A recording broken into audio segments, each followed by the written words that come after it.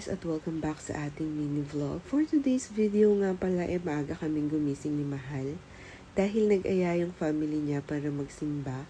Habang nasa daan, bumili nga pala si Kuya ng mais para may makain daw kami. And ayan, eto na nga at nakarating na kami. Naglalakad na kami dyan papunta sa simbahan.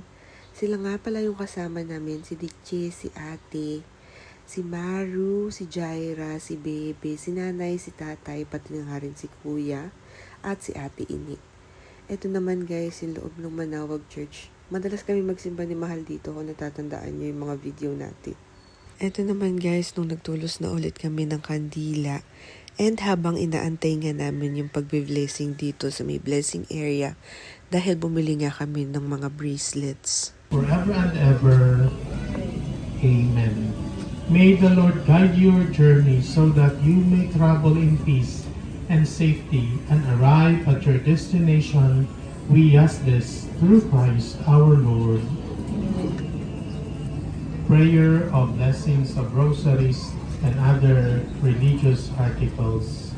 After namin sa Manawag, kumain nga kami guys, hindi ko na na-video. And then, dumiretso nga kami dito sa Monasterio de Tarlac.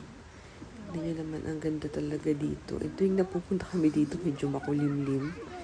Ito nga guys, at nagpipicture na nga sila dyan bago kami pumasok dun sa may pinakasimbahan. After ng picture taking nga dyan, pumasok na nga kami. And syempre, nag-pray ulit. Dito naman sa may monastery. Ang ganda dito. Kinabukasan naman guys, pumunta nga kami sa pinapagawa at sinilip namin. Ito na nga pala yung mga natatapos at yung update sa paggawa ng bahay. Maganda na yung bakod natin and ayan. Meron na nga rin palang forma yung loob dahil mag-aabang na tayo para nga sa second floor na gagawin dito nga sa ating bahay. After a week naman guys, ito nga check up ulit natin. So ayan, healthy nga pala dyan si baby and pinakita nga sa akin ni Doc yung kanyang head, yung kanyang dalawang kamay at yung dalawang paa. Nagpakita na nga rin siya dyan ng gender pero syempre hindi ko muna ipapakita sa inyo sa mga susunod na lang natin na mini vlog. Tinignan nga rin pala ni Doc yung kanyang heartbeat dyan and okay naman daw yung heartbeat ni baby. And ayan, kita nyo naman, sipa siya ng sipa.